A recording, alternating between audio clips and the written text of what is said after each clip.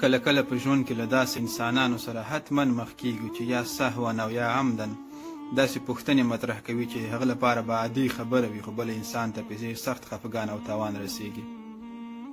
هېڅکله هم له یو مور او پلار نه چې اولاد یې له لاسه ورکړی وي دا پوښتنه مه کوئ چې اولاد دې چیرته او څنګه مړ شو.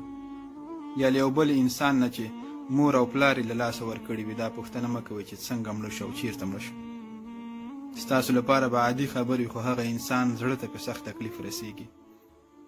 یا د یوې ټولنې له عضوان نه چې روزګار او وظیفه نه لري دا پوښتنه د خلکو په مخ کې مه کوئ چې ولې کار او وظیفه نه لري، ولې روزګار نه لري. عادي خبر ښکاري، خو هغه انسان پرې خفه کیږي.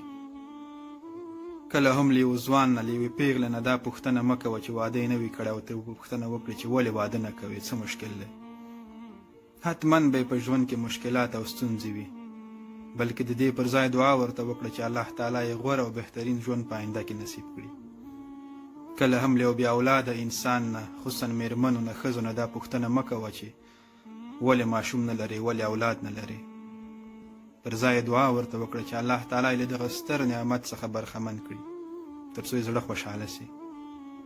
او کله هم له یو فقیر انسان نه، داسې یو انسان نه چې هیڅ هم نه لري، دا پوښتنه مه کوه چې څه شي ته ضرورت لري، بلکې که الله تعالی یې وسه درکړي یو مرسته یې وکړه، کومک یې وکړه، په دې باندې د هغه انسان زړه خوشحالیږي او الله تعالی پرې خوشحاله کیږي.